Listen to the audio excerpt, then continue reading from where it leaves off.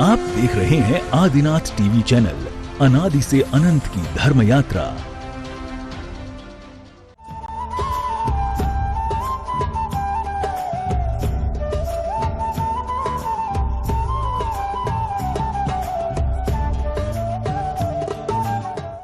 इस कार्यक्रम के पुण्यार्जक हैं श्री कंवरलाल जी महावीर प्रसाद जी, पाटनी, मदनगंज, किशनगढ़, राजस्थान। जो हमारे विभिन्न डिजिटल माध्यम है, आपके परिवारजन, रिश्तेदार आपकी बहुत अच्छे से फोटो देख सके। बाकी सभी लोग अपने स्थान पर बैठ जाएं। भैया बैठ जाइए। बाकी सभी लोग बैठ जाएं। जिन्होंने अभिषेक कर लिया है उनसे अनुरोध है कि बैठ जाएं। सिर्फ दोनों शानदार है, पीछे से भी सभी लोग बैठ जाएं।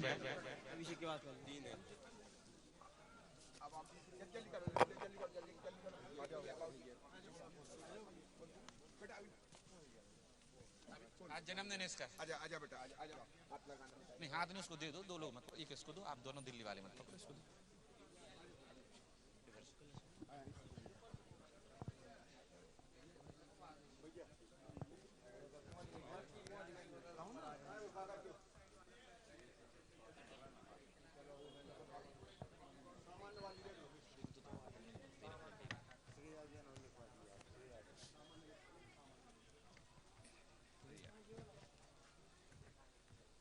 दोनों शानधारा का प्रताप परिवार।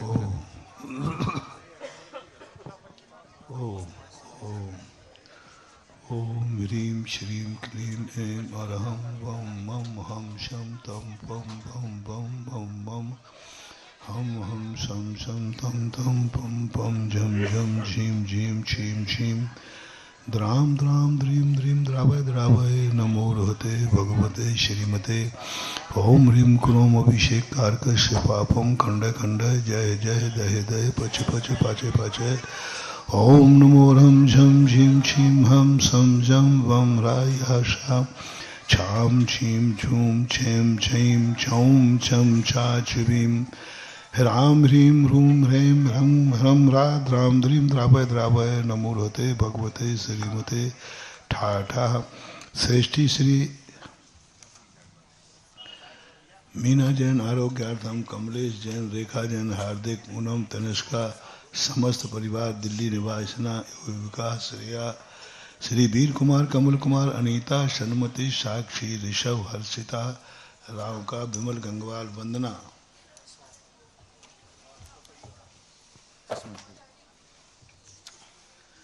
विमल गंगवाल, वंदना, अशोक, मामू, कालाह जैन, कालाह परिवार, भग, सुनीता जैन, संगीता जैन, राव का परिवार, राजू, चंदा, येशु, आमिन पहाड़, अमानी पहाड़िया, हर्षद, ऋषभ जैन, सानंद, शमेश, अभार निमित्तार्थम समस्त परिवार।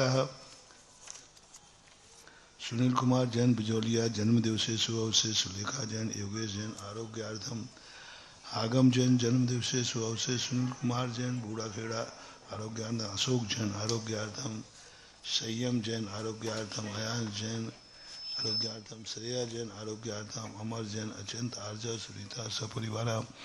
शरीरस्तु, वृद्धिरस्तु, तुष्टिरस्तु, पुष्टिरस्तु, शांतिरस्तु, कांतिरस्तु, कल्याणमस्तु स्वाहा। एवं अस्माकं कार्य सिद्ध्यर्थम सर्वविघ्न निवारणार्थम श्रीमद्भगवत अर्थ सर्वज्ञ परमेष्टि परम पवित्राय नमो नमः। श्री शांति भट्टारक पाद पद्म प्रसादा सद्धर्म श्री बलायुर आरोग्य ऐश्वर्याभिवृद्धिरस्तु सद्धर्म शौशस्य परशस्य वर्गा प्रसिद्धंतु नाम। ओम वृषवादया श्री वर्धमान पदंता चतुर्विंशति अर्हंतो भगवंता सर्वज्ञ परम मंगल नाम धया यहाँ मूत्र चा सिद्धिम तन्वंतु सद्धर्म कार्येषु यहाँ मूत्र चा सिद्धिम प्रयच्छन्तु नाम। ओम नमो रते भगवते श्रीमते पार्थितंकराय श्रीमद रत्नत्र रूपाय दिव्य तेजो मूर्ते प्रभा मंडल मंडिताय द्वादश गण सहिताय अनंत चतुष्टय सहिताय समोषण केवल ज्ञान लक्ष्मी शोभताय अष्टादश दोष सहिताय षट्चत्वारिंशत् सद्गुण संयुक्ताय परमेष्टि परम पवित्राय सम्यक ज्ञानाय स्वयंभवे सिद्धाय बुद्धाय परमात्मने परम सुखाय त्रिलोक महताय अनंत संचार चक्रमर्दनाय अनंत ज्ञान दर्शन वीर सुखास्पदाय त्रिलोक वसंकराय सद्ज्ञानाय सद्ब्रह्मणे बृहत्पणा मंडल मंडिताय ऋषि आरिका श्रावक श्राविका प्रमुख चतु संगोप सर्वनाशनाय घाती कर्म क्षयंकराय अजराय अभवाय सृष्टि श्री समत शांति धारा कत्रिणाम व्याधिम घिनंतो व्याधिम घिनंतो व्याधिम घिनंतो श्री जनाभिषेक पूजन प्रसादा सर्व सेवका नाम सर्वदोष रोग शोक भय पीड़ा विनाशनम भवतु। ओम नमो रते भगवते श्रीमते प्रक्षिणाशे दोष कलमसाय दिव्य तेजो मूर्ते नमः। श्री शांतिनाथाय शांतिकराय सर्व विघ्न प्रणाशनाय सर्व रोगापमृत विनाशनाय सर्व पर के क्षुद्रोपद्रव विनाशनाय सर्वारिष्ट शांति कराय। ओम राम ह्रीम ह्रूम रघुरा अस्या उषा नमः। सर्व विघ्न शांतिम कुरु कुरु तुष्टिम पुष्टिम कुरु कुरु स्वाहम। अभिषेकार कश्य कामम छिन्द कामम वली कामम क्रोधम पापम वैरम छम अग्निवायु भयम सर्व शत्रु विघ्नम सर्वोपसर्गम सर्व विघ्नम सर्व राज्य भयम सर्व चौर दुष्ट भयम सर्व सर्व विषिक सिंहादि भयम सर्व ग्रह भयम सर्व दोषम व्याधि डाम्रम छम सर्व पर मंत्रम सर्वात्म घातम परघातम च सर्व शूल रोगम कुक्ष रोगम अक्षु रोगम सर्व रोगम ज्वर रोगम चम सर्व नर मारिम सर्व गजास गोमयी साज मारिम सर्व वृक्षलता गुणपत्र पुष्पफल मारिम सर्व राष्ट्र मारिम सर्व क्रोध बेताल शाकनी डाकनी भयानी सर्व वेदनीयम सर्व मोहिनीयम सर्वापश मारिम अशुभ कर्म जन दुखानी दुष्ट जन कृतान मंत्र तंत्र दुष्टि मुष्टि छल छद दोषान सर्व दुष्ट देव दानव वीर नरनाहर सिंह योगिनी कृत दोषान सर्वाष्ट कुली नाग जन विस्मयानी सर्व स्थावर जंगम वृश्चिक सर्पादि के दोषान सर्व सिंहाष्टा पदादि के दोषान परशत्रु कृतमान उच्चाटन विद्वेषण मोहन वशीकरणादि दोषान।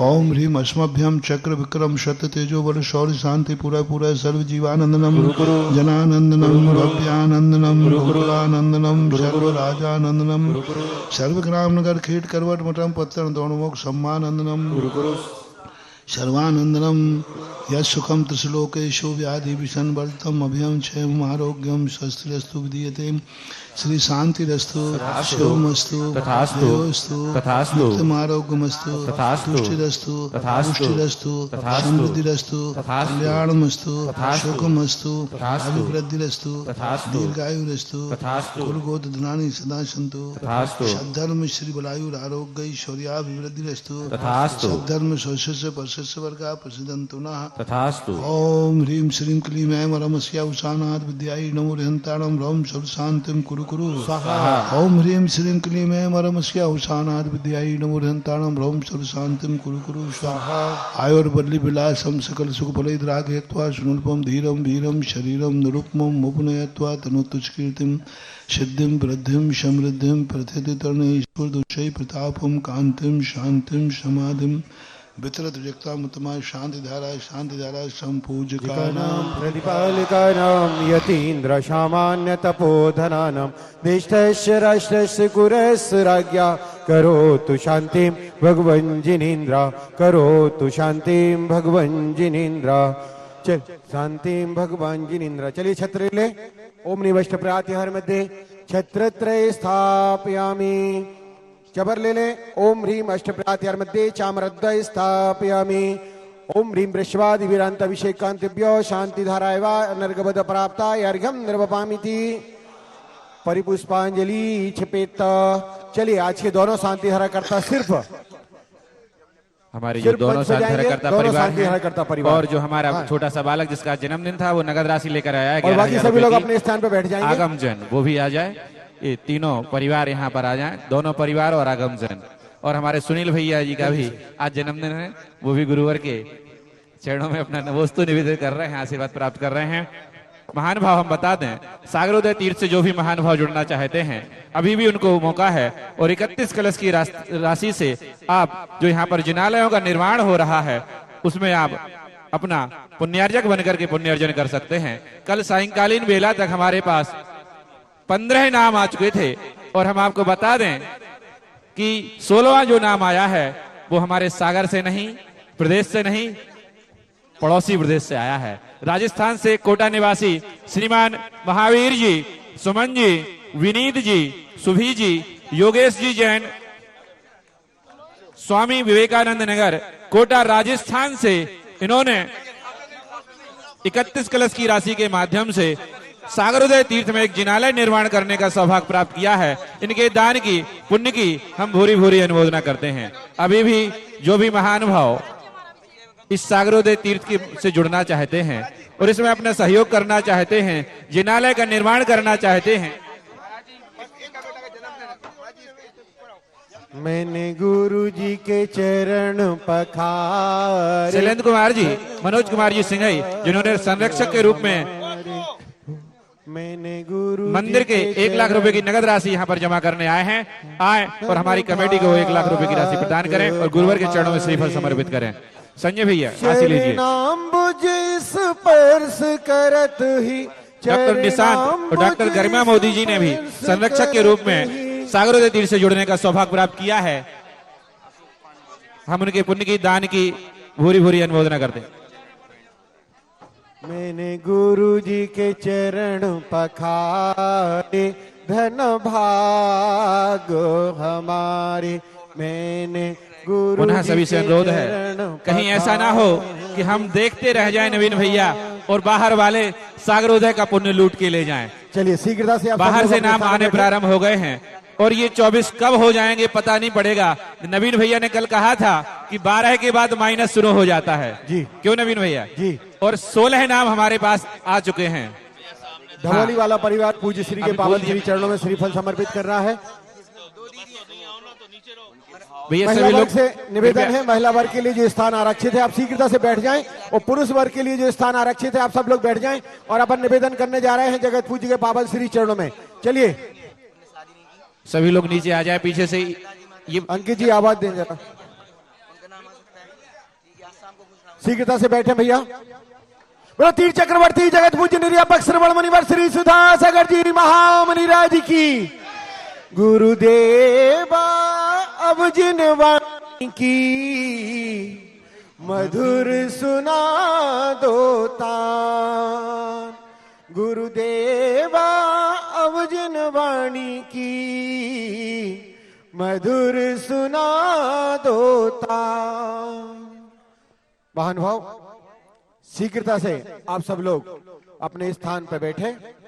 पुरुष वर्ग के लिए जो स्थान आरक्षित है वहां आप बैठे, महिला वर्ग के लिए जो स्थान आरक्षित है वहां आप बैठे और शीघ्रता से चलिए सभी लोग अपने हाथों को जोड़ें। सभी लोग अपने हाथों को जोड़ें और हम सब चलते हैं पूज्य श्री के पावन श्री चरणों में कि हे गुरुदेव, हमारा जो सागरोदय तीर्थ का निर्माण होने जा रहा है, हे भगवान नमोस्तु नमोस्तु नमोस्तु। आपकी मंगलमयी दिव्य देशना हम सब जीवों का मोक्ष मार्ग प्रशस्त करें, ऐसी भावना के साथ पूज्य श्री के पावन श्री चरणों में हे भगवान नमोस्तु नमोस्तु नमोस्तु।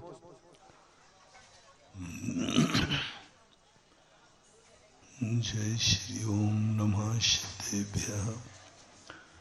जय श्री ओम नमः सिद्धेभ्यः। जय श्री ओम नमः सिद्धेभ्यः। सर्वमंगल मांगल्यं सर्वकल्याणकारकं प्रधानं सर्वधर्माणां जैनं जयतु शासनं। जैनम जयतु शासनम। पंच परमेष्टि भगवान की, आचार्य श्री गुरुवर कुंद कुंद महाराज की, आचार्य श्री गुरुवर विद्यासागर महाराज की। बोले तीर चक्रवर्ती जगत पूज्य निर्यापक श्रवण मुनिवर श्री सुधा सागर जी महामुनिराज की, पूज्य मुनि संघ की।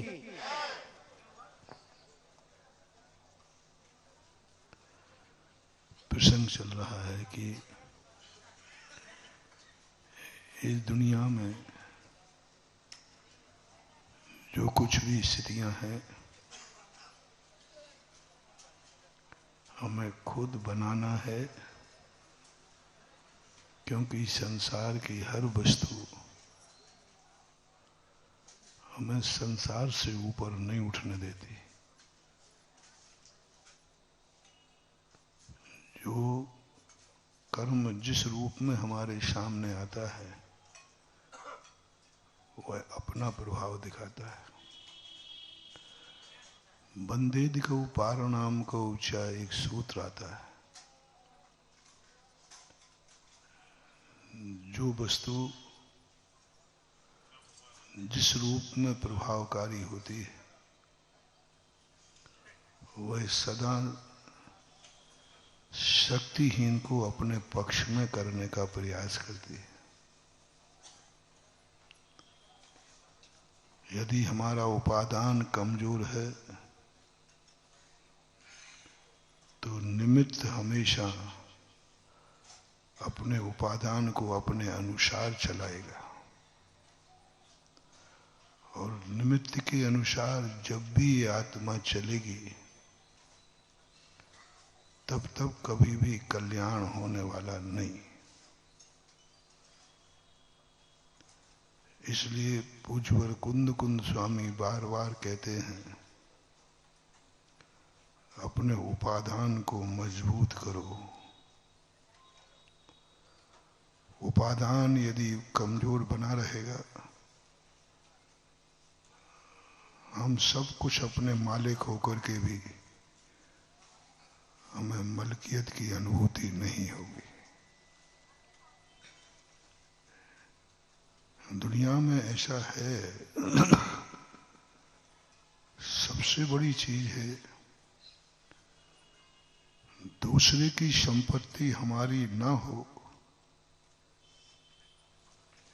ये तो ठीक बात बनती है लेकिन हमारी संपत्ति भी हमारे पास ना हो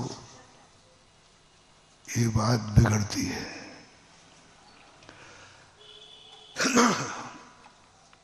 नीतियां इस पक्ष में तो हैं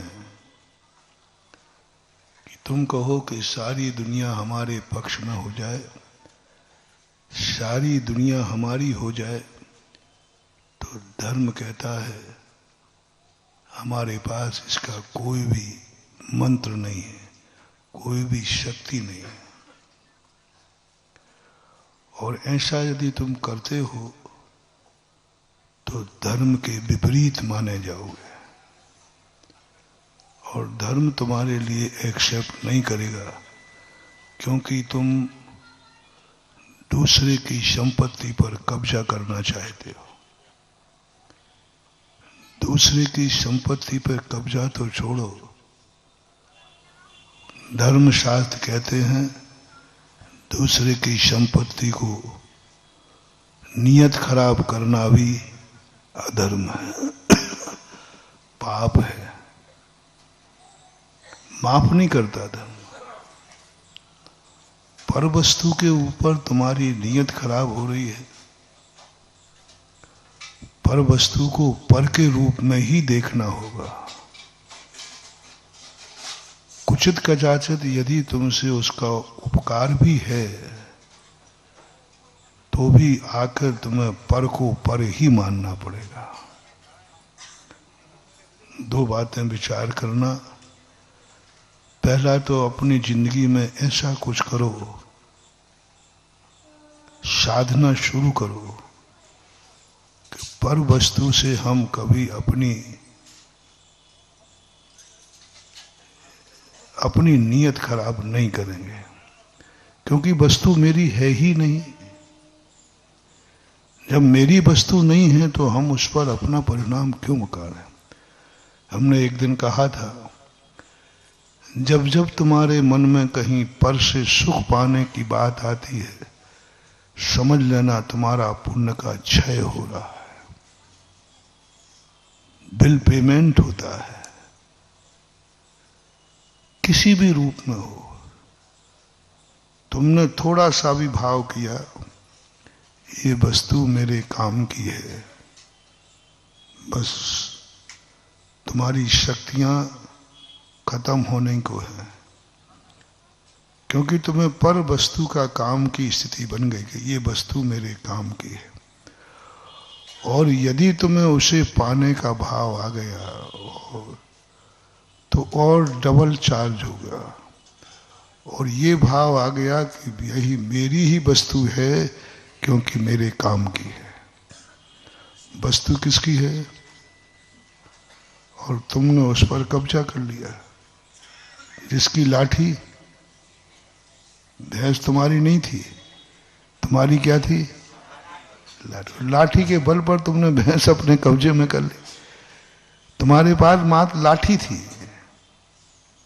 भैंस नहीं थी। लेकिन एक लाठी की का मालिक होकर के तुमने भैंस को भी कब्जे पे कर लिया लाठी के माध्यम से। इसी को बोलते हैं राठौड़ी, गुंडागिर्दी, अधर्म। तुम्हारी भैंस नहीं है, पर तुम्हारे पास लाठी थी। यदि ऐसा कर लिया तो नीति शास्त्र कहते हैं तुम्हारी संपूर्ण शक्तियां खत्म हो जाएंगी। 3 मोटिवेशन। पहला, पर वस्तु को अपनी नियत डालना ही नहीं। भावना क्या करना? माला फेरो, जाप करो, भगवान से आशीर्वाद लो, गुरुओं से आशीर्वाद लो कि हे भगवान, हे गुरुदेव, मुझे ऐसी शक्ति दो, मुझे किसी पर पदार्थ की जरूरत ही ना पड़े। हमने एक दिन कहा था ना, 2 वरदान में से मांगने की जरूरत पड़े। तुम लोग क्या करते हो? भगवान कभी संकट आ जाए तो ऐसी कृपा करना, मेरा कोई ना कोई सहयोग करने वाला मिल जाए। हमें चाहिए ही नहीं, हमें ऐसा भाव ही नहीं करना, फ्यूचर के लिए भाव नहीं करना। कल यदि मेरे ऊपर विपत्ति आ जाए तो कोई मेरा सहयोग कर देवे। जैसे मैंने कहा था कि एक व्यक्ति वो है, वो मांगता है कि नहीं, बस महाराज इतना आशीर्वाद दे दो, कभी बीमारी आए तो दवाई मिल जाए। इतना कर दो कि बस भूख लगे तो रोटी मिल जाए, रहने को मकान चाहिए, मकान मिल जाए। एक्सीडेंट हो तो तुरंत डॉक्टर नहीं। ये कल्पनाएं करना बहुत, व्रत नियम लेते समय भी नहीं करना चाहिए कि हाल ही बीमारी आ जाए तो महाराज जी उसकी छूट है। बहुत नुकसान है इससे। हाल ही बीमारी आ जाए तो छूट है, हाल ही बीमारी आ जाए तो मैं पर का सहारा ले सकता हूं, नहीं करना। वो नियम ही नहीं माना जाएगा, वो नियम ही नहीं माना जाएगा।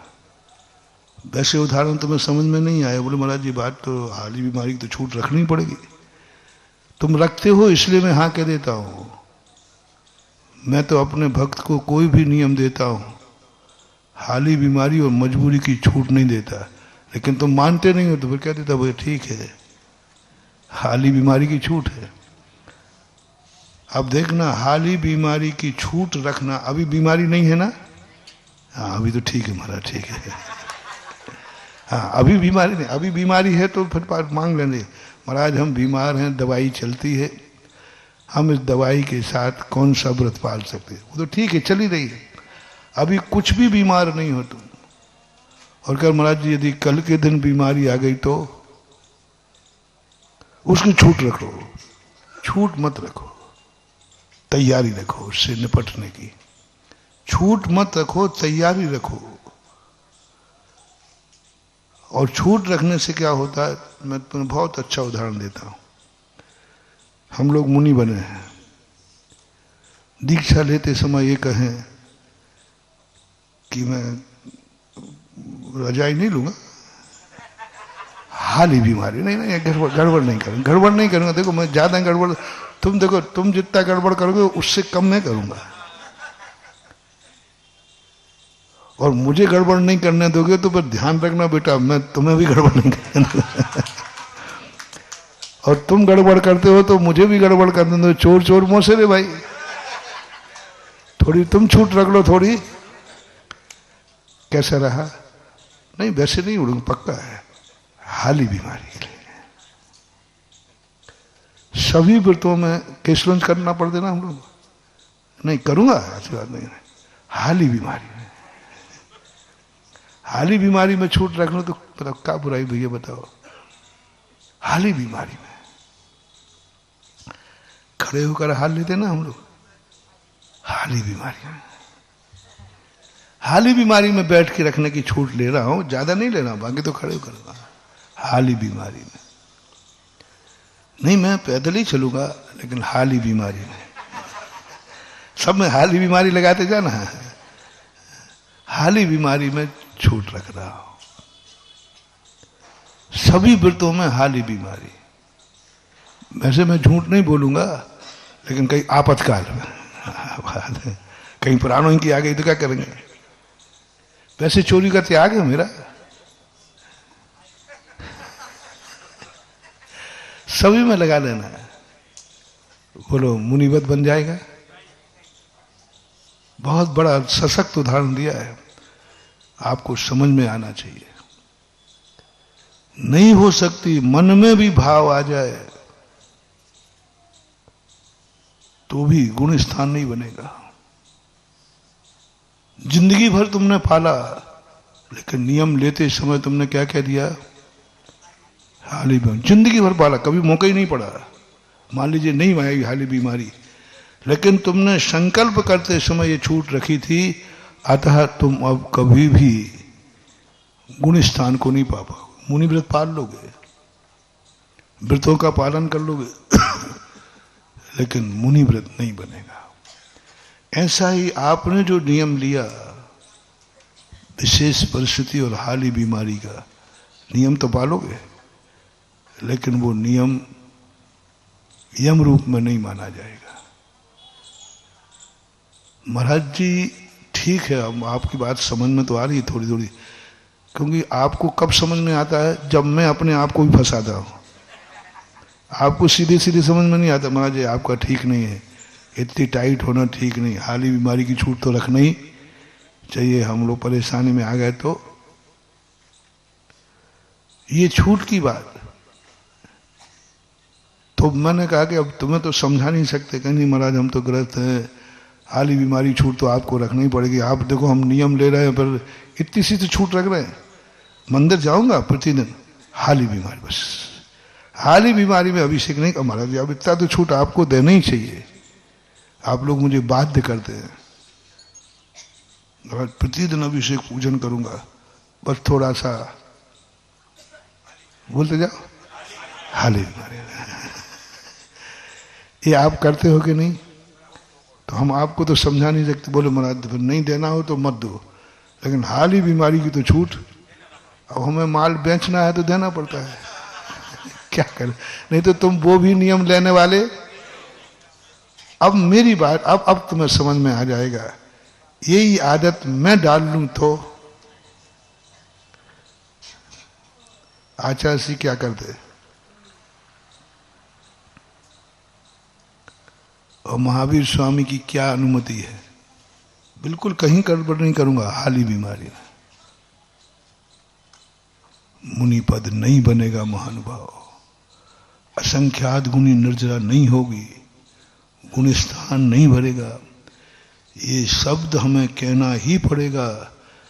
जब तक मेरे घट में प्राण हैं, मैं इन व्रतों का पालन करूंगा, कोई छूट नहीं, कोई छूट नहीं देगी। कल के दिन स्थिति बिगड़ गई तो छोड़ दूंगा, लेकिन छूट नहीं लूंगा। समझना बात को।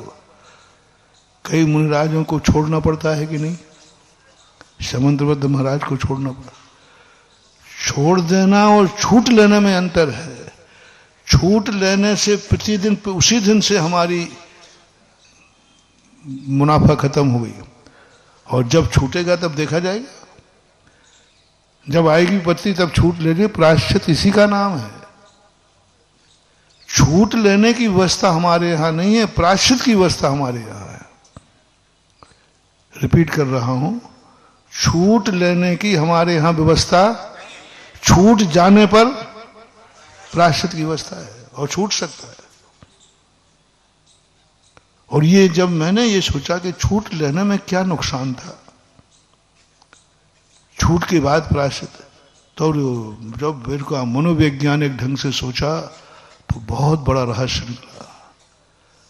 जब तक छूट नहीं होगी, जब होगी तो होगी, अभी तो कम से कम कमाई है। जिस दिन विपदा आएगी उस दिन देखा जाएगा, अभी तो स्थिति नहीं है। आप लोग बहुत सारे अच्छे कार्यों से ऐसे ही वंचित रह जाते हैं। कल के दिन गड़बड़ हो गया तो दान बोलते समय तुम क्या कहते हो, महाराज आज तो ठीक ठाक है, लेकिन 5 साल में बोल दो आगे हालत बिगड़ गई तो आज की क्या हालत है। नहीं, आज तो बिल्कुल ऐसे ही चलता रहा ना तो कोई बड़ी बात नहीं है। आज तो मैं स्ट्रांग हूं और यही व्यवस्था हमारी चलती रही तो वाका वायदा है चुका दूंगा, क्योंकि हम आज का मैंने परसेंटेज लगा दिया। फिर महानुभाव चूको मत, फिर चूको मत। आज तुम अपना कैलकुलेशन लगा लो, आज क्या तुम्हारी पोजीशन है, बस आज की पोजीशन है, कूद पड़ो। महाराज जी कल यदि गड़बड़ हो गई तो, और बोलने के बाद कल तुम मर गए तो, अरे बहुत फायदा है। यदि बोलने के बाद मर गए तो तुम्हारी गति वही होगी जो 5 करोड़ का मंदिर बनाने वाले की हो रही और 1 पैसा नहीं लगा। यहां से बोल के गए और रास्ते में हो सकता है भाई क्या बात है, तो आयु कर्म है। बोलो 1 रुपया दिया नहीं, घोषणा की थी दूंगा, मरण को प्राप्त हो गए, आपको निर्माल का दोष नहीं आएगा। आप नहीं चुका पाए इसका कोई दोष नहीं आएगा। हां, यदि आपने बेईमानी की हो, डॉक्टर ने कह दिया तू अभी मरने ही वाला है, तो तुमने चलो जल्दी घोषणा कर दो कि महाराज ने कहा है घोषणा करने पर पुण्य लगता है, वो नहीं माना जाएगा। जिसकी अभी कोई उम्मीद नहीं है, ऐसी उम्मीदों में बट परंतु लेकिन कभी अपनी जिंदगी में आना नहीं चाहिए। जब आएगा देखा जाएगा। अरे कल के दिन परिस्थिति नहीं रही तो मुनि व्रत ही छोड़ दिया जाता। तुम्हारी तो बोली है जी, नहीं दे पाएंगे तो नहीं दे पाएंगे, है ही नहीं। मौत हो गई, मरण हो गया, दिवालिया हो गए, घाटा लग गया, कुछ भी हो सकता है। कम से कम जितने दिन तक देने का भाव है उतने दिन तक तो तुम्हारे खाते में पुण्य बंद हुआ। आज तो कम से कम हम 6ठे 7वें गुणस्थान का आनंद लेंगे। आज तो हम मुनि व्रत का आनंद लेंगे। एक दिन तो हम मुनि रहे तो रहे, कल जो होगा देखा जाएगा। कौन किसका कल का देख पाया। आज देखो, आज ठीक है और उम्मीद भी है कि कल भी ठीक, क्योंकि ऐसा कोई संकेत नहीं है। लेकिन आकस्मिक संकट आते हैं। आकस्मिक संकटों से आप वर्तमान का आनंद मत छोड़ो। कल मैं अभिषेक नहीं कर पाया तो जीवन भर का नियम ले लिया, ले लूंगा महाराज। कल के दिन पैरालिसिस हो गया तो फिर क्या करेंगे, ये बताओ आप। गारंटी है होगा? नहीं, ऐसी बात नहीं है। तो फिर क्यों अभी से? अब यदि तुमने संकल्प ले रहा तो जरूर होगा। आपके को संयम लेते समय हो गया, क्योंकि तुमने क्या सोचा, यदि पैरालिसिस हो गया तो क्यों लगा रहे। ये कह दो कि महाराज डॉक्टर ने कह दिया तुम्हें पैरालिसिस होगा ही, तो बात अलग है। कितनों को मालूम है कि हमारा भविष्य अंधकारमय है। सब बताओ जो मेरे सामने बैठे हैं, आज का दिन सबको अच्छा है कि नहीं? बोलो ना। बहुत अच्छा, बहुत अच्छा आनंद आ रहा है। 4-5 दिन से बहुत आनंद आ रहा है कि नहीं? अच्छा, कल का और बता दो, कल का दिन तुम्हारी क्या उम्मीद है? तो फिर क्यों रूखा खा रहे हो? यही कहो ना, आज अच्छा है तो कल भी अच्छा ही होगा। अब जो होना है सो होगा।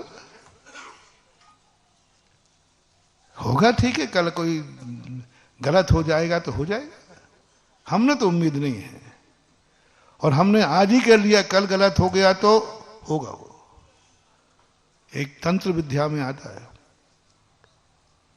तंत्र विद्या में आता है। जैसे कोई बाहर जा रहा है, बच्चे से कभी ये नहीं बोला एक्सीडेंट फैक्सीडेंट मत कर लेना, ओ तुमने पहले ही टोक दिया। तंत्र विद्या का है, नकारात्मक नहीं बोलना जाते समय, पहले सावधान कर लो, पहले शिक्षा दे दो। अब वो गाड़ी स्टार्ट करे, छोकरा ठीक ठाक चलाना गाड़ी का, तुम बहुत खतरनाक आदमी है, तू बहुत तेज चलाता है, एक्सीडेंट मत कर लेना। कब बोला तुमने? जब उसने किक मारी है। अब उसका एक्सीडेंट होने ही है, गड़बड़ होगा। पहले समझा दो, जिस समय वो निकल रहा है बोलो जाओ तेरी सफलता ही होगी। क्या सब निकलना? जा तेरी यात्रा सफल होगी। होगी निर्णय शब्द बोलो, इट में भी पॉसिबल नहीं। हाँ जा, मैं भावना भाता हूं। हाँ तुम लोग यही कहते हो, हाँ भैया जा, बहुत लंबी यात्रा पे जा रहा है, मैं यहाँ भावना भाऊंगा कि तेरी यात्रा सफल हो। अशुभ हो गया, मत जाना ही मत, क्योंकि भेजने वाले सबको संदेह हो रहा है, और जाने वाला भी कह रहा मम्मी आशीर्वाद दो। क्यों? मेरी यात्रा सफल हो जाए, डर लग रहा है। महाराज जी आशीर्वाद दो, डर लग रहा है। नहीं, कार्य को शुरू करते समय निर्णय होना चाहिए, मैं सफल ही होऊंगा इसलिए जा रहा हूं। जा तेरी सफलता निश्चित है। ये शब्द शुभ माने जाते हैं। तंत्र विद्या के अंदर इसको बहुत शुभ माना गया। पॉजिटिव अर्थ आना चाहिए, पॉजिटिव आना चाहिए दिमाग में। और जहां भी जाओ कोई टोके तो बहुत बहुत अच्छा। कहां जा रहे हो? शिखर जी, बहुत अच्छा। क्या करने जा रहे हो? बहुत अच्छा। कहां जा रहे हो? अरे भैया सावधानी से जाना। अब देखना कितना अंतर आ गया।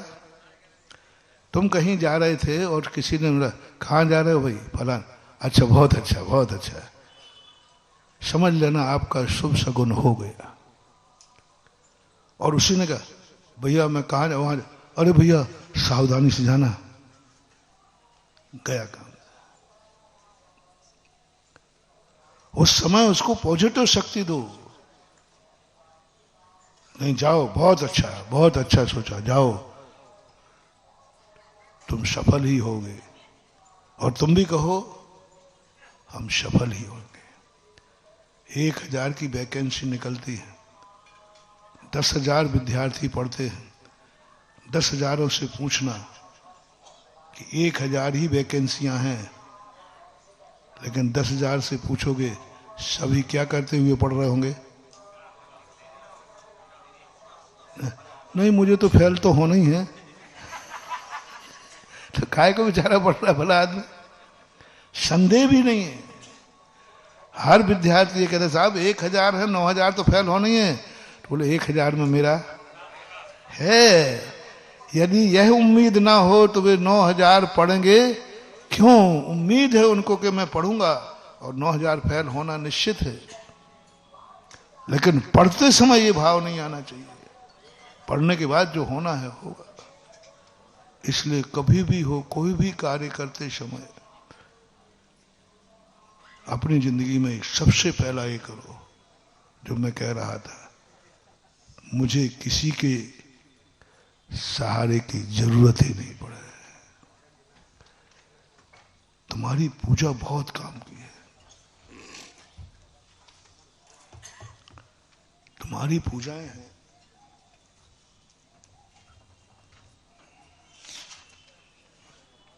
ये जो मोटिवेशन मैं तुम्हें दे रहा हूं बहुत बड़ी शक्ति है।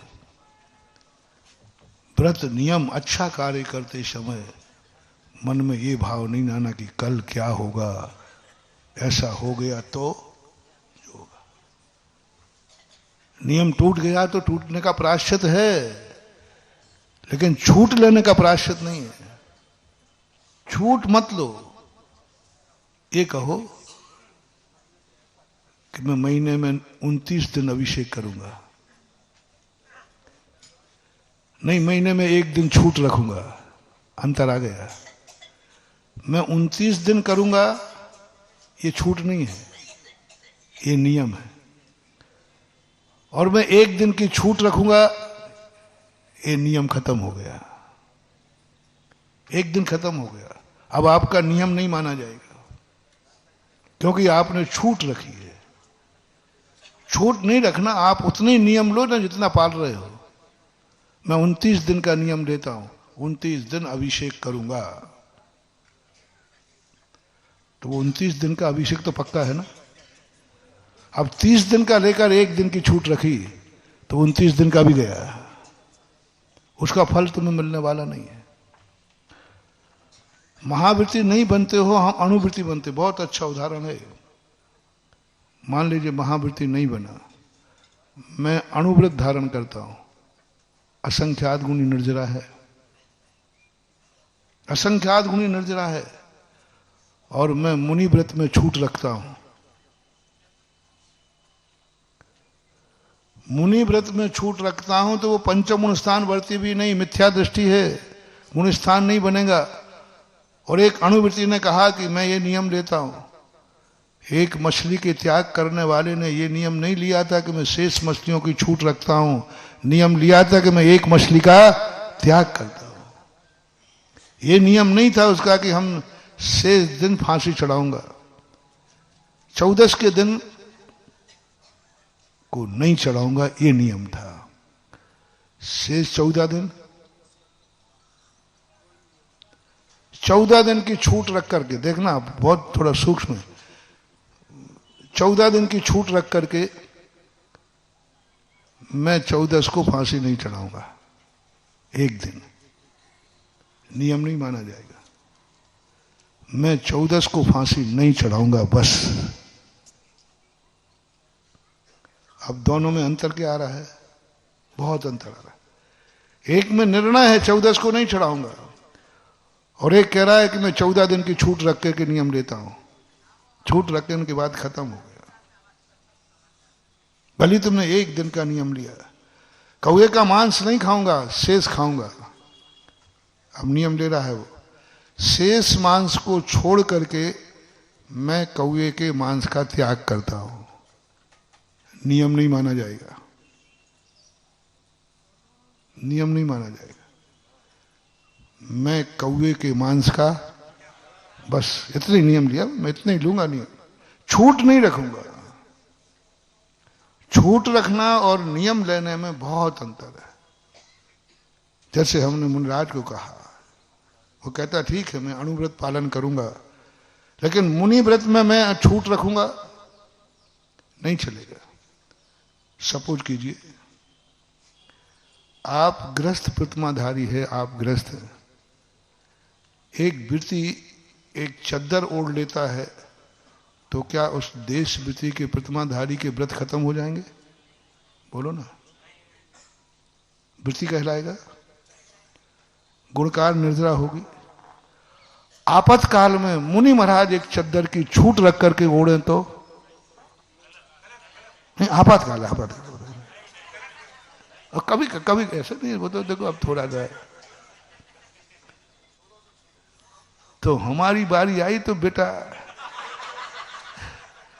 है ऐसे टाइट, और तुमने मुझे टाइट किया तो मैं भी तुम्हें छोड़ूंगा नहीं। यही तो समझना है अपन को। मुनि महाराज यदि छूट रख लें, आपातकाल में भी ले लें, तो वे पंचम गुण स्थानवर्ती भी नहीं रहेंगे। एक प्रतिमाधारी प्रशंसनीय है, रजाई ओढ़ रहा है, एक मुनिराज आपातकाल में चद्दर ओढ़ रहे हैं, तो वो वृत्ति की कोटि में आएगा, ये भ्रष्ट की कोटि में आएंगे। समझ गए ना? ये भ्रष्ट की कोटि में आएंगे और वो वृत्ति की कोटि में आएगा, क्योंकि उसका नियम उतना ही है, उतना ही नियम लिया है। और यहां पर नियम तो बड़ा लिया है, लेकिन छूट रखना नहीं। नियम थोड़ा कर लो, छूट नहीं रखना। तो ऐसी स्थिति में अपने जीवन में हमेशा कोई भी कार्य करते समय ये सोचो। मैं पूजा की बात कह रहा था, इतना बड़ा शगुन है। भूख लगने पर ये वरदान मांगना कि हे भगवान, कभी भूख लगे तो मैं भूखा ना सोऊं, रोटी मिल जाए। नहीं, क्या करना?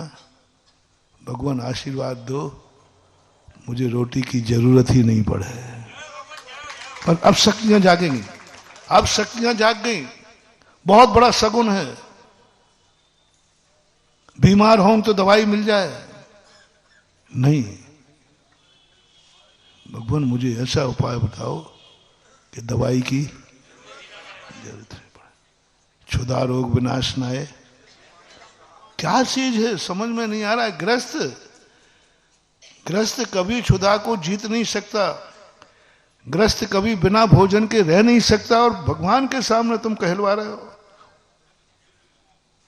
ये मांगना तो ठीक लगता है कि भाई हे भगवान अन्नदाता, नहीं। जैन दर्शन कहता है जिंदगी भर तुम्हारी शक्तियां खत्म होती जाएंगी, तुम गुलाम बनते जाओगे, तुम्हारा उपादान खत्म हो जाएगा।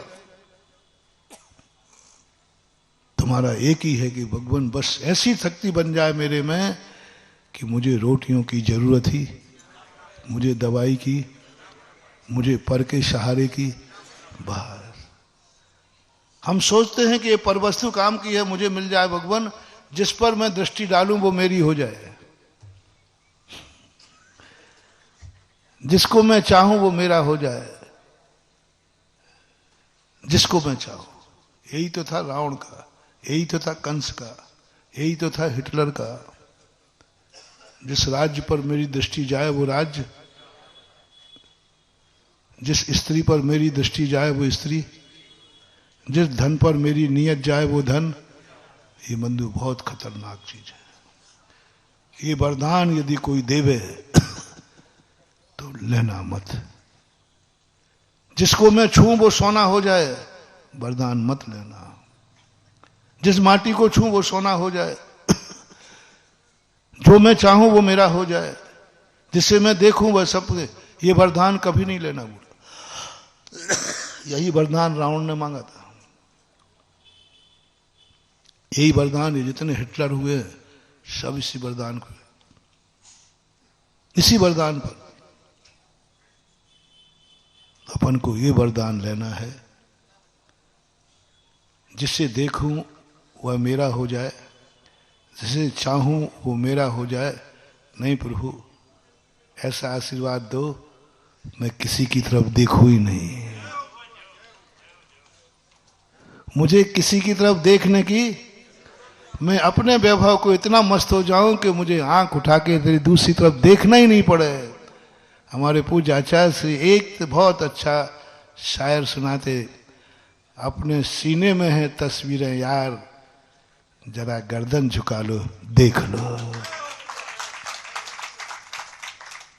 ये वरदान मांगो कि हे भगवान, मैं अपने इतने वैभव में मस्त हो जाऊं कि मुझे पर की तरफ देखने का समय ही नहीं मिले, देखने की इच्छा ही नहीं मिले। पर की तरफ देखना क्या बता रहा है कि तुम कंगाल हो, तुम्हारे पास तुम्हें खुद देखने लायक कोई चीज नहीं है। क्या चीज है? ये है मोटिवेशन, ये है शक्तियों को अर्जन करने की चीज।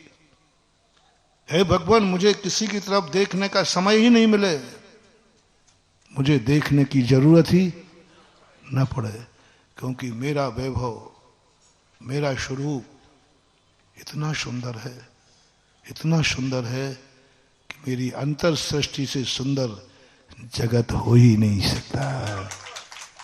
ये यत्त निच्छ यज्ञो समो सब्बत सुंदरो लोये, बंद कहाय इत्ते तेन विषम बाध नहीं होई। आह, क्या कुंद कुंद भगवान कह रहे। ये यत्त निच्छ यज्ञो समो सब्बत सुंदरो लोये, मेरा एकत्व विभक्त, मेरी आत्मा का सौंदर्य इतना है भगवान, इतना है। जगत में क्या रखा है? जगत में कुछ भी नहीं है। जो आंखों से दिख रहा है ये तो सब नश्वर है,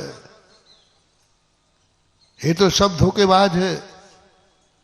बर्क सोने का चढ़ा है गोबर की मिठाई पर, फिसलो मत यारो कभी ऊपर की सफाई पर। फिसलो मत यारो ऊपर की सफाई पर, बर्क सोने का चढ़ा है मिठाई पर। और हमारे अंदर के सुंदर पे कोई वर्क नहीं है, ओरिजिनल है। एकत्व भक्त को क्या सुंदर, सबो सब्बत सुंदरो लोये। 2000 वर्ष पहले सुंदर शब्द का प्रयोग किया कि हे मुमुक्षु, इस सारी दुनिया में सबसे ब्यूटीफुल क्या है, सुंदर क्या है? वह जो तेरे अंदर है। तेरे से ज्यादा सुंदर कोई हो ही नहीं सकता। मेरे से ज्यादा अच्छी चीज दुनिया में हो ही नहीं सकती। अब क्यों पर की तरफ देखेगा? जिसको मालूम है कि मेरे से ज्यादा क्रूप कोई नहीं हो सकता, वो देखेगा चश्मा लगा लगा करके। क्योंकि देखो थोड़ा ऐसा परिणाम करो कि हे भगवान, मुझे अपने अंदर का वैभव दिखाओ, जिससे मैं बाहर देखने की मुझे भाव ही नहीं आए, जरूरत ही नहीं पड़े। अनंत चतुष्टय की तरफ बात कही कुंद कुंद भगवान। भगवान मेरी खुद की शक्तियां ऐसी प्रकट हो, अनंत चतुष्टय है, मुझे नहीं चाहिए, पर मेरा अनंत चतुष्टय प्रकट हो जाए कि मुझे दूसरे के सहयोग की जरूरत ही न पड़े। ये जो प्रोजेक्ट तुम्हारी पूजाओं में कहा है, पूरी पूजाओं में यही कहा, मुझे नहीं चाहिए जन्म अच्छा, मेरा जन्म अच्छा हो जाए, नहीं भगवान मैं जन्म से परे हो जाऊं। अपन दो चीजें हैं, महाराज हमारा जन्म अच्छे स्थान पे हो जाए, वो तो हम रोज को कह ही रहे थे। भगवान मेरा बुढ़ापा अच्छा निकल जाए, महाराज एक आशीर्वाद दे दो, बुढ़ापा है भगवान, कभी बीमारी हाली आए तो अच्छा डॉक्टर मिल जाए। नहीं, क्या गजब का मोटिवेशन दिया। बोले भगवान अच्छा जन्म हो जाए नहीं, मैं जन्म से ही परे हो जाऊं। अच्छी मौत हो जाए नहीं, जन्म जरा मृत्यु विनाशनाए जलम निरुपाम। क्या गजब की इतनी शक्तियां हैं तुम्हारी। 8 द्रव्य की पूजा है, नमोकार मंत्र कहीं नहीं लगता, कहीं नहीं लगता नमोकार मंत्र। कितने भी मंत्र फेर लो, तुम्हारी पूजाओं का जो शक्तियां हैं अमोघ शक्तियां हैं, अद्भुत शक्तियां हैं, पराधीन नहीं, स्व शक्तियां हैं।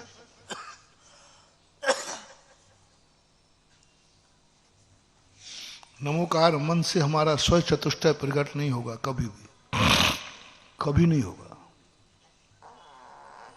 क्योंकि तुम नमोकार मंत्र के अधीन हो रहे हो। इसलिए श्रेणी में मारने वाला जीव नमोकार मंत्र नहीं पढ़ता। नमोकार मंत्र में तो अपन अधीन हो रहा है नमोकार मंत्र, लेकिन पूजा में जो तुम्हारी ताकत है, 8 पूजाओं में बहुत गजब, इतना पावर भरा है, इतना पावर भरा है कि क्या मांग लिया, जन्म जरा मृत्यु। यदि तुम्हारी अंतर चेतना से बन गई महानुभाव, तुम ऐसी पर्याय में जाके लोगे जहां बुढ़ापा ही नहीं आएगा। तुमने क्या मांगा था कि मेरा बुढ़ापा, अब दोनों में से एक मांग लो, मांग लो। अब कि मैं एक वरदान दे ही रहा हूं तो ले लो। बुढ़ापा अच्छा निकल जाए या कभी बुढ़ापा आवे ही नहीं, अरे महाराज जी आप कुछ गड़बड़ तो नहीं करे, आपका कोई ठिकाना नहीं, कभी बुढ़ापा आवे ही नहीं इसका हाथ में जवानी में मर जाऊं। आज तुम्हारा क्या भरोसा है भाई? अरे नहीं नहीं नहीं, एक पर्याय ऐसी भी है जहां बुढ़ापा नहीं आता और पूरी उम्र होती है, जिसे देवता कहते हैं, जिसे भोग भूमि कहते हैं, जिसे तीर्थंकर कहते हैं। बुढ़ापा नहीं आता इनका। वृद्ध के कोई भी लक्षण तीर्थंकर में नहीं दिखते। 84 लाख पूर्व की उम्र में 83 लाख पूर्व में दीक्षा ली ऋषभदेव की चर्या में कहीं बुढ़ापा नजर नहीं आ रहा था। यदि बूढ़े होते तो 6 महीने तक बैठे रह जाते, कोई बुढ़ा करके दिखाए। वृद्ध लोग कहते महाराज जी अब मैं सामायिक नहीं कर पाता हूं, कर पाते हूं क्योंकि बूढ़ी हो गई हूं, हिलना डुलना पड़ता है।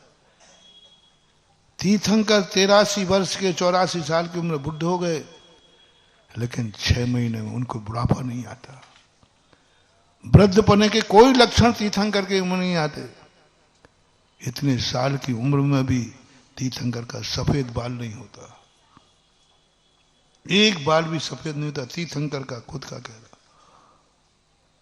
हो जाए तो वो हुंडा और सर्पनी का दोष मान लिया जाएगा। बुढ़ापा ही नहीं आता, झुर्नी नहीं आती, कमर नहीं झुकते, दांत नहीं गिरते, कुछ नहीं होता। क्यों? उन्होंने कभी पूजा करते समय कहा भगवान मुझे मेरा बुढ़ापा अच्छा निकल जाए ये भावना नहीं है, मुझे बुढ़ापा आए ही नहीं। बस ये संकल्प के कारण से देव बन जाते हैं। उस समय यदि तुम्हें आयु बंध हुआ तो कर्म सोचेगा ये क्या मांग रहा है कि कहीं बुढ़ापा आवे नहीं। तो कौन सी पर्याय में बुढ़ापा नहीं आता? देव पर्याय। उस समय तुम्हें देव गति का ही बंद होगा, देव आयु का ही बंद होगा, क्योंकि तुम बुढ़ापा नहीं सुधार रहे थे, बुढ़ापा मांग ही रहे थे। मौत ना हो मेरी, अच्छी मौत हो नहीं, बस मौत से परे हो जाओ। तो या तो सिद्ध बन जाओगे, नहीं तो ऐसी पर्याय में जाओगे जहां अकाल मौत नहीं होगी। नमोकार मंत्र तुम्हें अकाल मौत से नहीं बचा सकता, लेकिन पूजा की पहली पंक्तियां तुम्हें अकाल मौत से बचा सकती हैं। जन्म जरा मृत्यु विनाशनाय। मैं मृत्यु का ही नाश करना चाहता हूं, मृत्यु ही ना आए। उस समय आयु बंद होगा, अनपवर्त आयु का बंद होगा। अनपवर्त आयु जन्म का, मेरा जन्म ही नहीं हो, मैं जन्म नहीं चाहता हूं। तो मोक्ष मिले तो मिल जाएगा, नहीं तो उपाद पद में जाके जन्म लोगे जहां तुम्हें जन्म के कष्ट ही नहीं उठाना पड़ेंगे। क्योंकि इसी प्रकार सब में लगा लेना। प्रतिकार करने का भाव नहीं आया, जैसे क्षुधा में बताया मैंने, ऐसे ही काम रोग में नहीं। ऐसे परिणाम हो जाएंगे तुम्हारे मन में कभी विकार ही आएगा नहीं।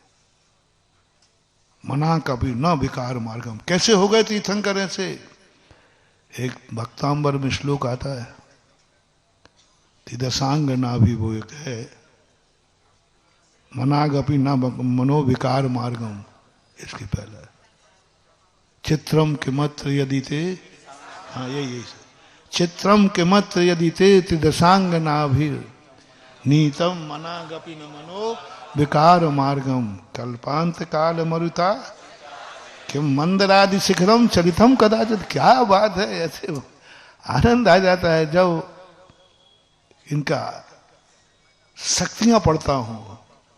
क्या बात है! चित्रम के मत यदि ते त्रिसांगना भी।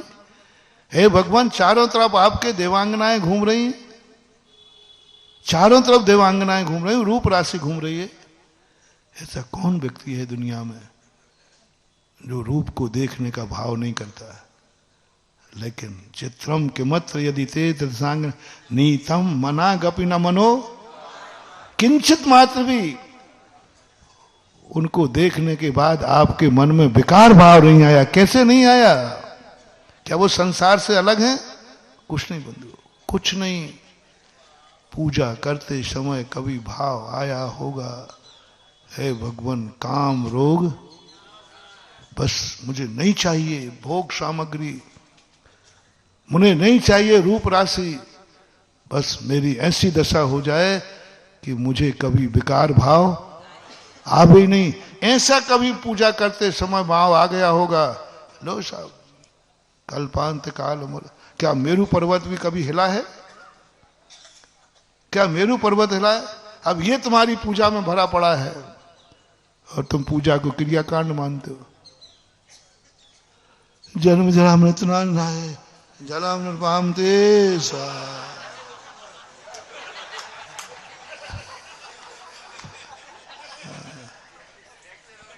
उस साइकिल पे एक व्यक्ति बैठा था पीछे, तो उबड़ खाबड़ आया, तो वो अपना पाजामा पहनते थे पहले, तो उसने कहा देख भाई अपना जल्दी जम के पकड़ लेना, तो उसने नाड़ा जम के पकड़ लिया, वो साइकिल से गिर गया। तो बोले तू कैसे गिर गया? नाड़ा, अरे नाड़ा तो मैंने जम के पकड़ा था। अरे नाड़ा पकड़ना था कि साइकिल? ऐसे ही तुम्हारे हाल हो जाते हैं। आठों द्रव्यों में आठों जो तुम्हारे मंत्र दिए गए हैं, गजब के सूत्र महानुभाव। ये मत समझो कि गृहस्थों को कुछ नहीं दिया, सारी शक्तियां मुनियों के पास ही होती है, मत समझो। बहुत अद्भुत शक्तियां हैं तुम्हारे पास। तुम्हारी एक एक पूजा अध्यात्म है, एक एक पूजा उपादान है। लोग पता नहीं ये मूर्ख तथाकथित एकांतवादी कहते तो क्रियाकांड है। मैं कहता हूं पूजा शुद्ध समय सार है, समय सार थ्योरी है और पूजा समय सार का प्रैक्टिकल है। समझाने की कला तो सीखो। बोलो मैं भगवान की तरफ पूजा को ले जा रहा हूं कि आत्मा की तरफ? कौन कह रहा है कि भगवान की पूजा कर रहे हैं? वो तो निमित्त है। वो तो ऐसे ही है कि हम देख दर्पण को रहे हैं, लेकिन दिख क्या रहा है? देख रहे हैं और दिख क्या रहा है?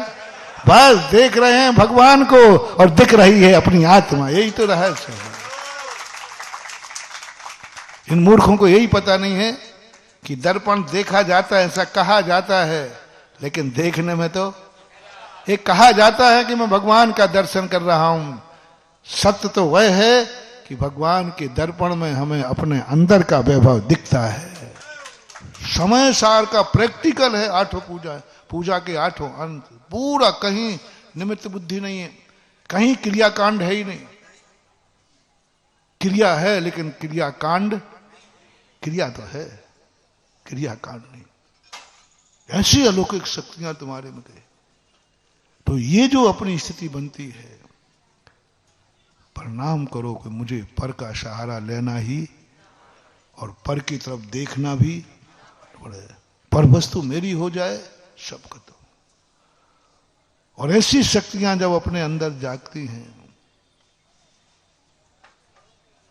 तो उस समय व्यक्ति एक विचार करता है कि हम उसकी संगति में जाओ जो किसी के सहारे ना हो, जिसके पास सब कुछ है। जो पर के सहारे है तो उसके पास जाओगे तो मैं भी सहारा लेने का भाव आ जाएगा, क्योंकि पर के सहारे है। इसके पास हवेली है इसलिए सुखी है। तुम वहां से चिड़चिड़े होके आओगे तो अपने मकान को गालियां दोगे।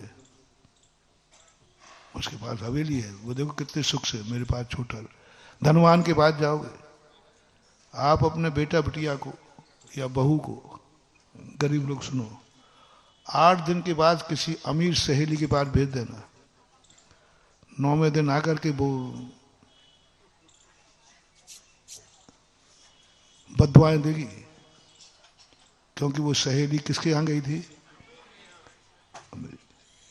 संसार में व्यक्ति को हमेशा तुम बड़े आदमी की तरफ जाओगे, ईर्ष्या से भर जाओगे, क्योंकि तो बड़े तो बन नहीं पाना। बड़े बनने की सोचोगे तो है ही नहीं हिम्मत। अब उसके लिए हमें विचार करना चाहिए कि हम या तो बड़े बनने की चेष्टा करें, ये तो कम हो पाता है ही नहीं, कुवत ही नहीं। इसलिए हमें हमेशा एक विचार रखना है कि हम उसका सहारा लें जो किसी के सहारे नहीं है, और जो खुद सहारे पे है उसका सहारा लोगे तो बुंदेलखंडी एक कहावत है, देवी फरे दिनों की मारी,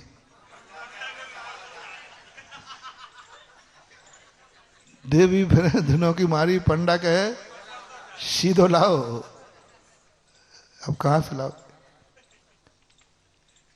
इसलिए जैन दर्शन के अंदर उस भगवान के दर्शन कराया जो किसी के सहारे नहीं है, जो स्वयं भूखा बैठा है वो तुम्हें क्या देगा, जो स्वयं डरा बैठा है वो तुम्हें क्या बचाएगा, जो स्वयं दूसरों को मारने बैठा है वो तुम्हें किसको बचाएगा।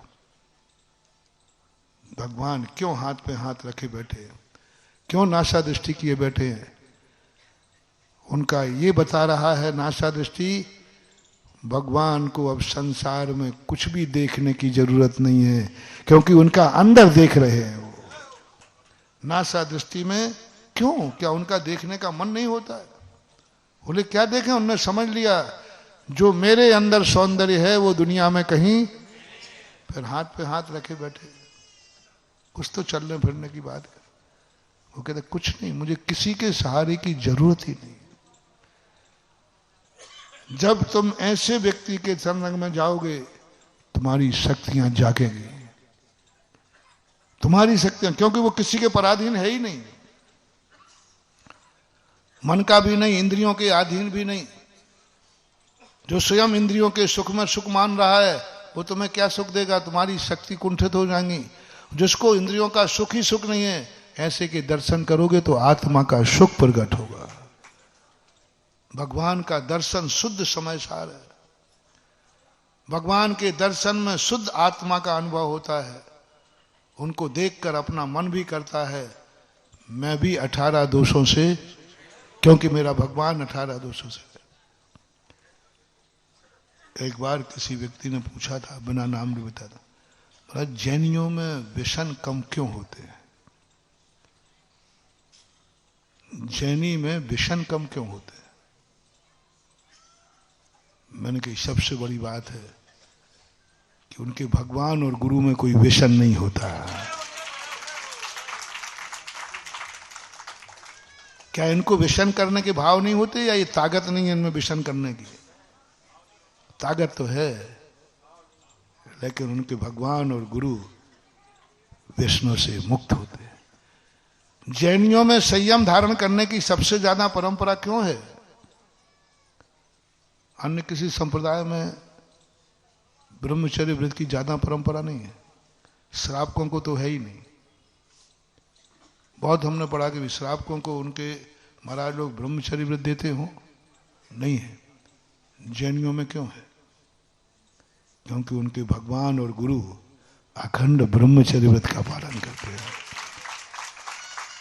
अब ब्रह्म के बिना भी वो सुखी रहते हैं, तो उनके देख करके भाव आता है जब मेरा भगवान और गुरु अब्रह्म के बिना इतना सुखी है, तो मैं ब्रह्म के अब्रह्म के बिना इतना सुखी है, तो हम क्यों नहीं अब्रह्म का त्याग कर सकते हैं? तो कम से कम अष्टमी चौदस का तो नियम ले ही लेता है। क्यों ले लिया? जब इतना सुख है इसमें तो हम कुछ तो कर सकते हैं। अन्य के यहां ना पर्वों का कोई संयम है, पर्व है ही नहीं वहां, क्योंकि वहां संस्कार ही ऐसा है। कहीं कई विचारक लोग हैं, क्योंकि उनके जो आराध्य है वो भी अब ब्रह्म से रहित नहीं है। आराध्य भी ब्रह्म से रहित, ब्रह्मवान नहीं है। गुरु भी ब्रह्मवान नहीं है, तो फिर भक्त तो,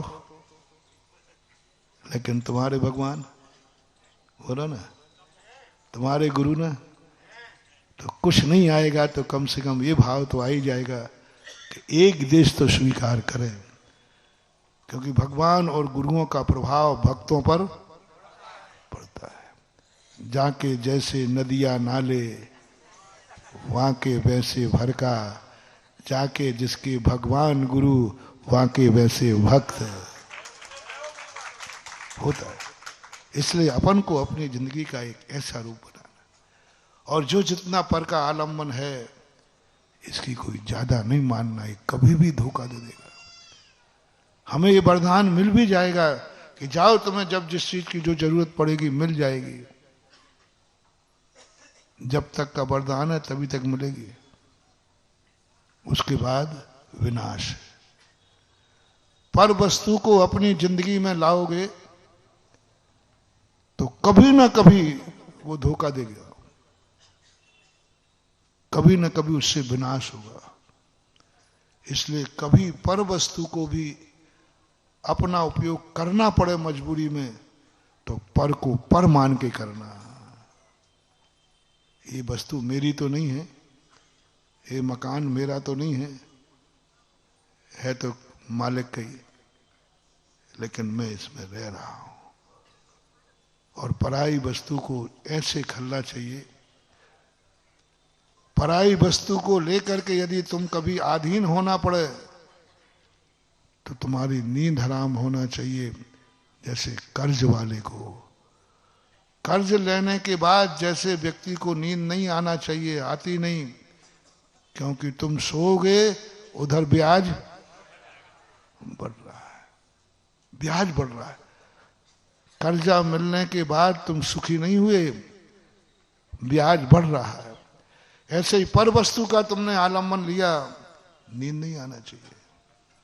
इस संसार को किराए का मकान समझो, ये शरीर भी किराए का मकान समझो। किसी भी दिन लोग कहते हैं महाराज जी किराएदार, जैसे अभी यहां होता ना, महाराज जी थोड़ा मौका दिया जाए किराएदार। मैंने कि फिर मैंने कुदरत से पूछा, मैंने कि इनको मौका दिया जाए, तो फिर मैं आपसे पूछता हूं, यमराज आए उससे कहना थोड़ा नहीं, मुझे पता नहीं, ये सागर है, कुछ भी हो सकता है। ये मकान किराए का है, शरीर भी हमारा नहीं है, शरीर भी हमें, यदि हम बिना शरीर के रह पाते तो आज सिद्धालय में होते, लेकिन अपन बिना शरीर के नहीं रह पाए, क्योंकि अपन ने कर्मों का इतना कर्जा कर लिया है, इतने अनर्थ कर लिए हैं कि अपन दरिद्र में पैदा हुए तो शरीर काला। अब ये शरीर जिस दिन इस शरीर को यमराज ने कहा, आयु ने कहा, एग्रीमेंट कितना का था, फिर कहना नहीं थोड़े। यमराज को यदि तुम्हारा मकान खाली कराने आ जाए, आप गिड़गिड़ाना नहीं साहब, देखो बहुत गरीब हूं, देखो अभी मैं असमर्थ हूं, बूढ़ा हूं, मेरे बच्चे छोटे छोटे हैं, कुछ समय दे दो, बस कुछ समय दे दीजिए। बोलो सागर में कौन व्यक्ति है जो यमराज से कुछ समय ले सकता है? तुम गिड़गिड़ाते रहना, उसको दया आएगी तो ना, गिराने बच्चे छोटे हैं, ये है वो है, वे चल।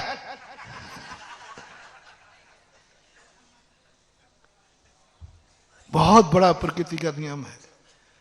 बस हमारे लिए हर समय यही सोचना चाहिए, पराई वस्तु है वो हमें किराए पे मिली है, किसी भी समय किसी भी क्षण मुझे खाली करने की नौबत आती है, खाली करने को तैयार रहना चाहिए। यही दुर्गति है, अभी तक दुर्गति नहीं थी, यही दुर्गति, यही जैन दर्शन ने खोज की। संलेखना कैसे आई? यही तो जैन दर्शन की सबसे बड़ी खोज है कि उन्होंने कहा ये मकान तेरा घर किराए का है, किसी भी समय देवता किराए का मकान है। जैसे ही आयु आ जाए तो वो देवता गिड़गिड़ाता है, थोड़ा और मौका मिल जाए, अभी तो मैंने कुछ है।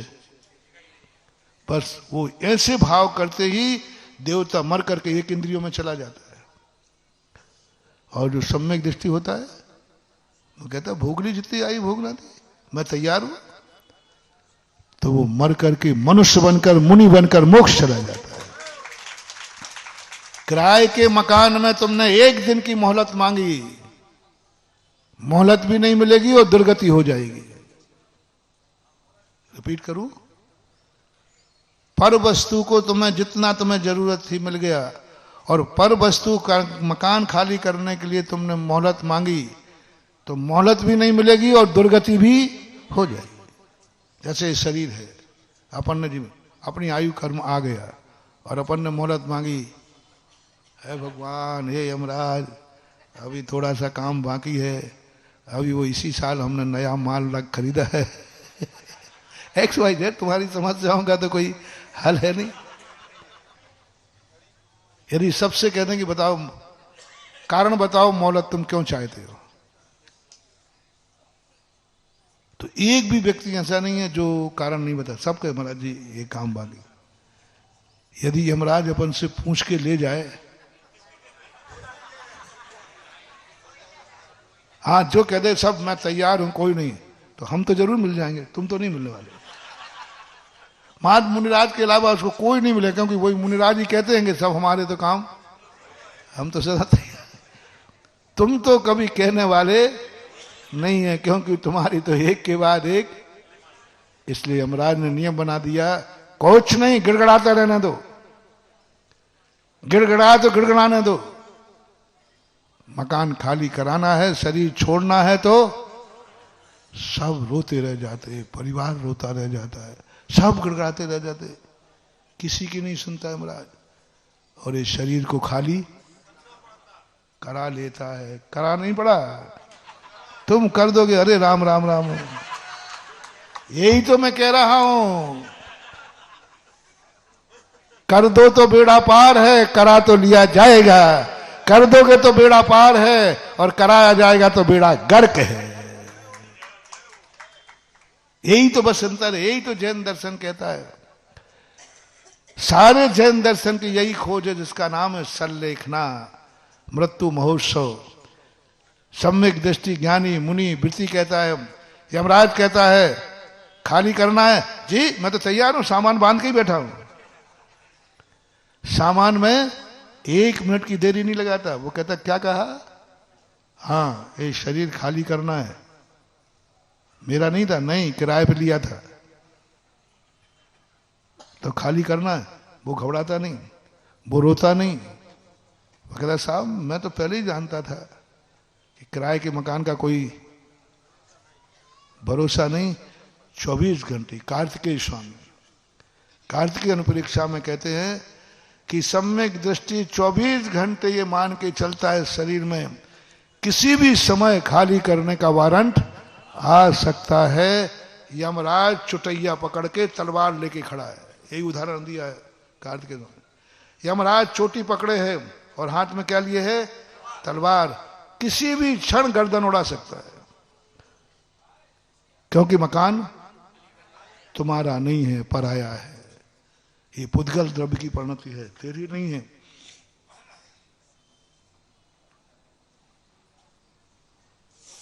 तुझे तो जरूरत थी, इसलिए सीमित समय के लिए। किराए की वस्तु असीम नहीं होती, किराए की वस्तु में मलकियत नहीं होना चाहिए। आजकल किराएनामा भी 11 महीने से ज्यादा का नहीं लिखा जाता है। घर का मकान भी 11 महीने की रजिस्ट्री होती होगी, नहीं मैं पूछ रहा हूं। घर के मकान की रजिस्ट्री में भी कोई उम्र होती है नहीं, पीढ़ी दर पीढ़ी। और किराए की बस अभी बता दो, ये तुम्हारे बाप की बपोती है ये शरीर कि किराए का है। बस ये शरीर, ये धन दौलत, ये परिवार, ये संसार तुम्हारा नहीं है। सब कुछ तुम्हें किराए पे मिला है, धन भी किराए पे मिला है, लोन पे। सुन रहे हो रे सेठ लोगों, जो तुम्हारे पास धन दौलत है ना, ये लोन पे है, चुका दो रे जल्दी, नहीं तो कुड़की होगी कुड़की। हाँ, जितना धन दौलत तुम्हारे पास है किराए पे है, मकान भी बैंक के लोन पे है। जब शरीर ही लोन पर है, हमारे सामायिक पाठ में आता ना, शरीर रोमकूपम एक श्लोक है, यस्यास्ति नैकम बबू, ये शरीर ही जब मेरा नहीं तो पर पदार्थ तो मेरे क्या होंगे। 24 घंटे मानना चाहिए। धन तुम्हारे पास है, नहीं, ये धन मेरा नहीं, ये तो लोन पे है, ये तो लोन पर है, ब्याज बढ़ रहा है। ये मकान लोन पर है, ये शरीर लोन पर, किराए पर। अब ये तो कभी भी वसूल हो सकता है। और तुरंत तैयार रहो, तुरंत जिस दिन तुम्हारा पूरे हो जाए, रोड पे आना पड़े तो आ जाओ, लेकिन नकारना नहीं, क्योंकि मानेगा नहीं। यमराज कहता है खाली करो, सम्यक दृष्टि तुरंत कहता है जी मैं तैयार हूं। कितना समय लगेगा? नहीं, मैं तो पहले से सामान बांध के बैठा हूं, मैं तो बांध के बैठा हूं। इसी का नाम तो संलेखना है। मौत आने पर इस शरीर के मकान को खाली करना है, हर्ष के साथ, खेत के साथ नहीं। अब क्या करें भैया, मौत आ गई तो मरना ही पड़ेगा। रोते रोते मत मरना, नहीं तो दुर्गति होगी। 3 चीजों में दुर्गति है। तुमने खाली करने में आनाकानी की तो खाली करा लिया जाएगा और तुम्हारी दुर्गति हो जाएगी।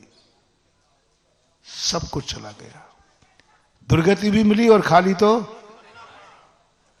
और यदि तुमने टाइम मांगा तो भी टाइम मिलेगा नहीं और दुर्गति और हो जाएगी। जब खाली करना ही है तो हंसते हुए करो, खुशी खुशी करो। ठीक है, मैं तैयार हूं, मेरा था ही क्या, मैं खुशी खुशी इस शरीर को खाली करने को तैयार हूं। लो साहब, मृत्यु महोत्सव हो गया और बेड़ा पार हो गया, बेड़ा पार हो गया। 2-3 भाव रहेगा संसार में, क्योंकि इसको किराए के मकान को खाली करने में इसने 1 मिनट भी नहीं लगाया। इसलिए मैं किराएदारों से कहता हूं खाली तो करना ही है, खुशी खुशी करोगे तो तुम बेड़ा पार हो जाएगा, तुम दिन दूने रात चौगने फड़ोगे। जो मंदिर की संपत्ति को खुशी खुशी खाली करेगा और खाली करने के बाद ऐसा आशीर्वाद पाएगा कि कुछ दिनों में ही उसका खुद का मकान बन जाएगा। क्या कारण है? क्या कारण है? क्या कारण है? क्योंकि उसने कैसे किया? खुशी खुशी खालन किया तो मकान बन जाएगा। और तुमने खाली नहीं किया, रोते हुए किया तो, रोते हुए किया तो भी मकान तो जाएगा, तुम फुटपाथ पे जाओगे। और यदि खाली कराना पड़ा तो फुटपाथ भी नहीं मिलेगा, आकाश में उड़ते रहना सम्मूर्छन बन के, क्योंकि तुमने खाली किया नहीं, कराना पड़ा है। इसलिए सारे संसार को हर तरफ से मेरा कहना है, कभी किसी का मकान हो खाली कराए तो खुशी खाली करना। खाली करने के बाद तुम्हारा इतना पुण्य बढ़ेगा कि तुम खुद के मकान के मालिक हो जाओगे। किसी ने कर्जा दिया है, मांगने आए तो कैसे करके चुका दो, तुम्हारा हाथ, तुम्हारा व्यापार खुद चल जाएगा कि तुम्हारे हाथ में 2 पैसा आ जाएगा। किसी का कर्जा लेकर के देने का भाव नहीं करना, नहीं देना जाओ, समझ लेना तुम्हारा भिखारी बनने का समय आ गया।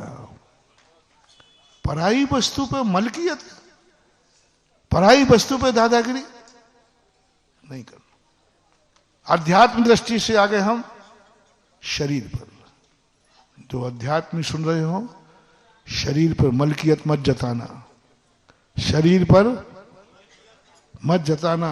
आज एक ही संकल्प करो, जिस दिन मुझे खाली कराने का नौबत आएगी, मैं एक क्षण भी नहीं लगाऊंगा और शरीर को खाली करके हंसते हंसते चला जाऊंगा। एक संकल्प करना, तुम्हें भी और हमें भी, तुम्हें और हमें को एक संकल्प करना आज का मोटिवेशन है। क्योंकि बताओ शरीर अपना है कि पराया? पक्का है ना? बस तो एक संकल्प करो, जिस दिन एक खाली कराने की नौबत आएगी उसी दिन मैं एक क्षण की देरी नहीं लगाऊंगा, तुरंत कहूंगा क्यों खाली करने में दुख हो रहा है? नहीं, खुशी खुशी खाली करूंगा। जाओ जाओ महानुभाव, ऐसा वरदान देता हूं तुम्हें, जिनवाणी मां देती है, जा, बहुत जल्दी 2-3 भाव में ही तेरी जिंदगी ऐसी होगी तुझे शरीर की जरूरत ही नहीं पड़ेगी। तेरा खुद का शरीर होगा, क्योंकि तूने पर के शरीर को, पर के मकान को कैसे खाली करना है? खुशी खुशी खाली करना है। तो तुम्हें ऐसा पुण्य बंधेगा कि तुम्हें एक पर के शरीर की जरूरत नहीं पड़ेगी। ज्ञान शरीरी त्रिविध कर्म मल वर्जित सिद्ध महंता तेह निकल अमल परमात्म भोग सर्व अनंता। क्या महिमा गजब की, ज्ञानी शरीर हो गया। अब छुड़ा ले कोई, अब वारंट आ जाए, क्योंकि अब तो शरीर किसका है? अपना और अपने बाप का। ज्ञान किसका है? ज्ञान का अविनाभाव संबंध है, ज्ञान अपना है। और ये कैसी ताकत आ गई? बिना इस पर शरीर के ज्ञान ही शरीर ही है। हमारा ज्ञान ही शरीर बन गया। मात्र एक कारण था कि उसने पर के शरीर को हंसते हंसते छोड़ा है, बस, और कोई कारण नहीं। पर के शरीर को हंसते हंसते छोड़ा है, पर के मकान को हंसते हंसते छोड़ा है। उसमें इतना पुण्यबंध हुआ कि आज उसके खुद का शरीर है, खुद मालिक है। अब कभी उसे खाली करना नहीं पड़ेगा। कैसे बन जाते हैं ज्ञान शरीरी? यही तो है सल्लेख ना लेने वाले। सल्लेख ना लेने वालों का कैसे 2-3 भाव हो गया, समझ में नहीं आया। मैंने इस पर बहुत चिंतन किया कि सल्लेखना से 2-3 भाव का क्या रहना। अरे जब पता चला कि उस मुमुक्षु ने मान लिया ये शरीर पुद्गल का है, मेरा नहीं है, और मृत्यु जब आई तो उसने कहा मैं खुशी खुशी इसको खाली करने को बल। वो खुशी खुशी पना ही तुम्हारी सिद्धि है। वो खुशी खुशी पढ़ना ही चमत्कार है। खुशी खुशी करना ही तुम्हारा भविष्य उज्जवल है। अब बोल दो, कैसे करोगे खाली? खाली तो कराऊंगा बेटा।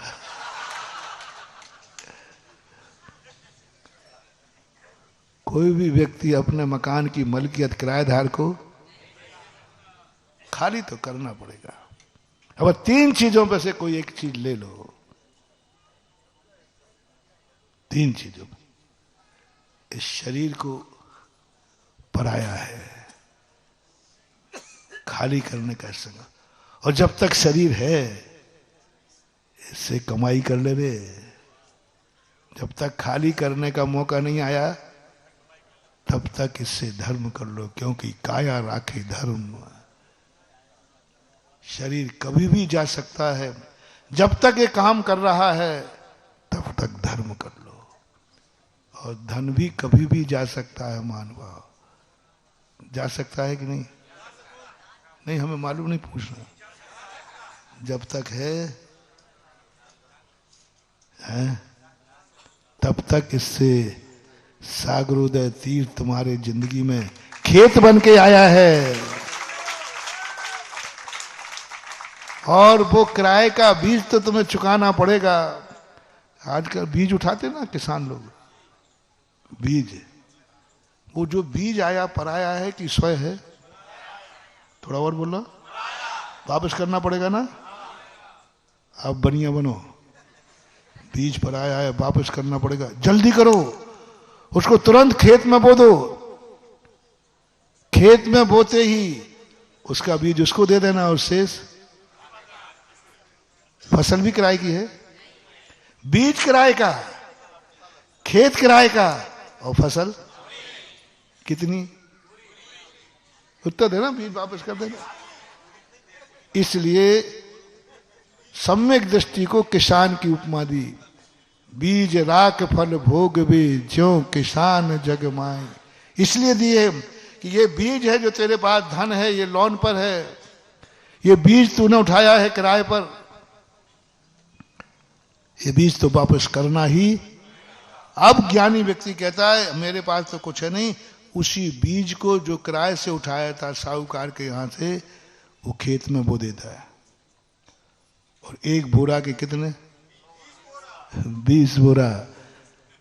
तो उसका कितना लौटाता है? नहीं, दो। इस कार्यक्रम के पुण्यार्जक थे श्री कंवरलाल जी महावीर प्रसाद जी पाटनी मदनगंज किशनगढ़ राजस्थान।